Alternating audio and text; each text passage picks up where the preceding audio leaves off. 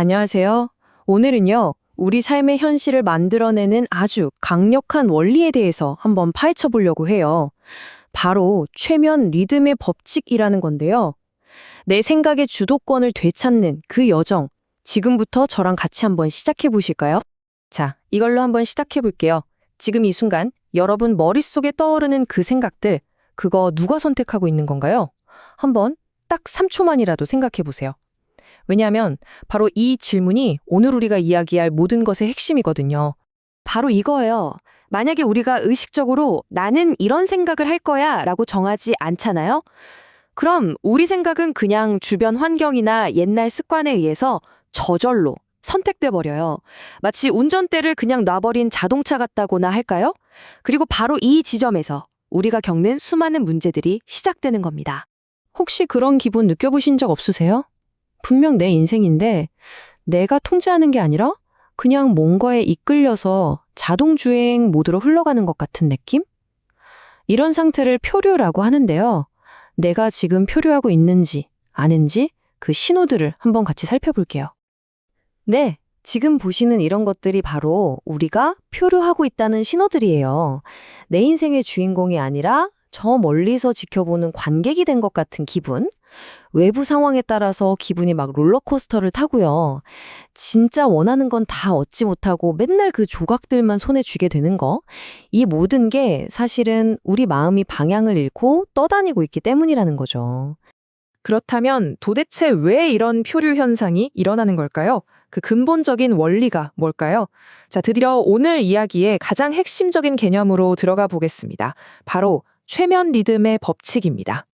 이 최면 리듬의 법칙은 나폴레온 힐이 이야기한 건데요. 아주 간단해요. 우리 마음이요. 우리가 가장 자주 하는 생각의 리듬에 저절로 맞춰진다는 거예요. 긍정적인 생각을 계속 반복하면 우리 마음은 긍정적인 리듬을 타게 되고요.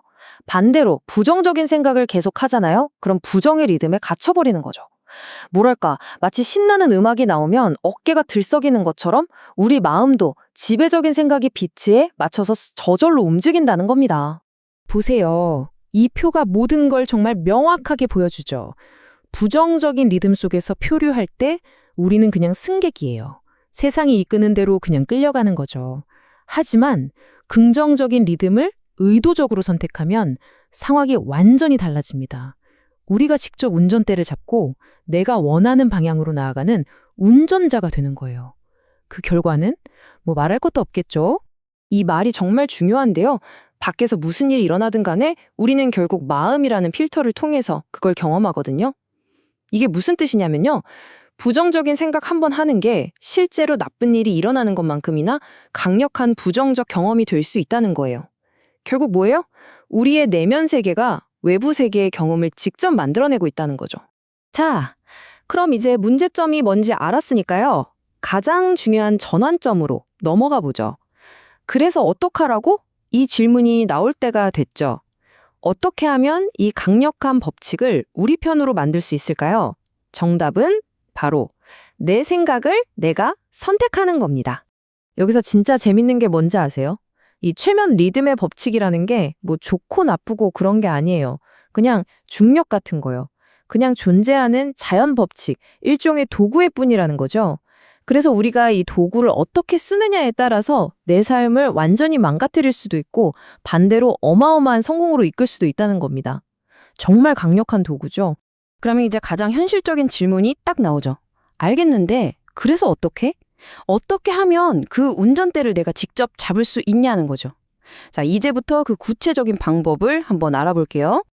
해답은요, 놀라울 정도로 간단해요. 근데 정말 강력합니다. 바로 의식적인 의도예요. 그냥 머릿속에 생각이 흘러가는 대로 내버려두는 걸 멈추는 거예요. 그리고 지금부터 나는 이 생각을 할 거야. 이런 감정을 느낄 거야. 라고 매 순간 의도적으로 선택하는 거죠. 모든 변화는 바로 이 지점에서 시작됩니다. 자, 그럼 지금부터 여러분이 당장 써먹을 수 있는 아주 실용적인 도구들을 하나씩 꺼내드릴게요. 긍정적인 리듬을 만드는 나만의 필살기 도구 상자라고 생각하시면 딱 좋을 것 같아요. 긍정적인 체면 리듬을 만드는 데는 크게 4가지 핵심 단계가 있어요. 첫 번째는요, 매일 의식적으로 긍정적인 생각이나 확언을 내 마음에 쑥쑥 주입하는 거예요. 두 번째는 목표를 이미 다 이룬 것 같은 그 벅찬 감정 있잖아요. 그 감정을 미리 느끼면서 사는 거죠. 세 번째, 내가 이미 가지고 있는 것들에 대해서 진심으로 감사하는 습관. 그리고 마지막 네 번째는요, 막연하게 미래를 걱정하는 대신에 지금 당장 내가 내디딜 수 있는 딱 그 한 걸음에만 집중하는 겁니다. 그러니까 정리하면 확언, 영감을 주는 감정, 감사, 그리고 현재에 집중하기. 이 네 가지는 따로 노는 게 아니라 서로 꽉 맞물려 돌아가는 하나의 시스템 같은 거예요. 이 네 개의 기둥이 딱 균형을 잡을 때 여러분의 마음은 정말 강력하고 긍정적인 리듬을 만들어내기 시작할 겁니다. 자, 여기서 한 단계 더 깊이 들어가고 싶다면요. 몇 가지만 더 기억해 주세요. 우선 내 생각 패턴에 대해서 스스로에게 진짜 솔직해져야 해요. 아, 내가 또 이런 생각하고 있네 하고 인정하는 거죠.